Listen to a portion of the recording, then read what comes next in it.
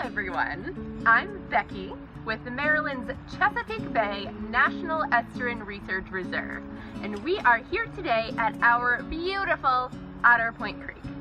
We're lucky here in Maryland to have Otter Point Creek as one of our 3 reserve components, along with Jug Bay and Menai Bay.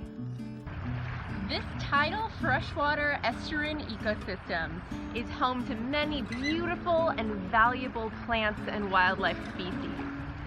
Like those beautiful birds out there, the fish in the water, this tree, this sweet gum, and this plastic bottle and pile of trash. Wait a minute. That's not supposed to be there. Oh no! Oh no. This is worse than I thought. These big plastic pieces are only scratching the surface of the problem. The real issue runs a lot deeper and is a lot bigger, or I guess a lot smaller than this. Microplastics are the tiny maniacal offspring of larger plastic pollution. Plastic doesn't break down, it breaks up into smaller and smaller pieces. The action of the sun and the elements can cause something like this to become brittle and easily snap. Yet another source of microplastics are our clothes, especially our nice, comfy, stretchy, fleecy clothes. They shed these tiny little microfibers as we're wearing them, as they break down, and they especially shed a lot in the washing machine. And all of those tiny microfibers just get flushed right into the sewer, into our estuaries. Clearly, these tiny particles can't be easily cleaned up in nature. Not as easily as this water bottle anyway. This could be picked up at a trash cleanup. Microplastics wash around in the water and sink down to the sediments where they stay for long periods of time.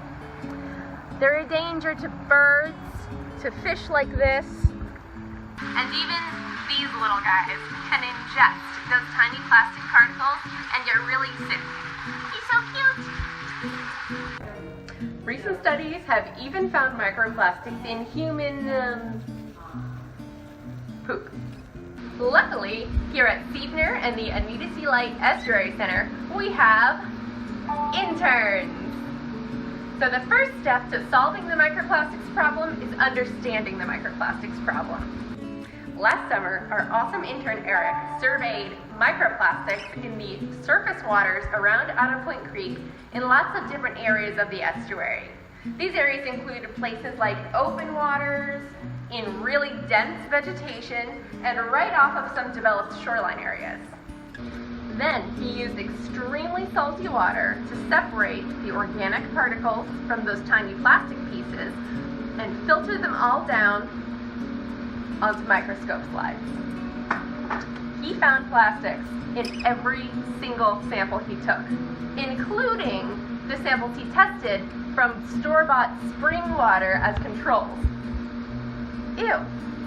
Eric found the most highly concentrated microplastics in those areas off of developed shorelines, probably because there's more impervious surface, more runoff from rainwater, and more people polluting. He also found a pretty good amount of microplastics in areas with dense vegetation where it slows down the water and the vegetation can capture all of those little microplastics. This summer, our brand new intern, Elena, will be continuing to do some more detailed microplastic surveys here at the center. So, biologist Becky, what can I do about microplastics in the environment, you ask? Well, the first thing you can do is break up with plastics, and this time it's not you, it's really them. You reduce the amount of single-use plastics you use by using reusable products like these. You'll reduce the amount of plastic pollution that ends up in the environment. You can also get out there and pick up some of that larger plastic at cleanup events or on your own so that it doesn't have a chance to break up into those tiny microplastics. You can even help collect valuable data about that trash you pick up by using the International Coastal Cleanup's Project CleanSwell app. It's really fun. And keep an eye out for volunteer opportunities as a community scientist doing microplastic surveys here at Otter Point Creek. You can reduce the number of microfibers you contribute to the environment with one of these babies. This is a Cora ball, which you just toss in the washing machine with your clothes, and it's designed to try to capture and accumulate some of those microfibers that would otherwise get into the environment. Some washers and dryers can even be fitted with a special filter that'll capture even more of those microfibers. Kind of looks like an amoeba or a planet, doesn't it? In the wise words of Captain Planet, remember, the power is yours. So let's keep Otter Point Creek beautiful and clean together. Now, get out there and enjoy your National Estuarine Research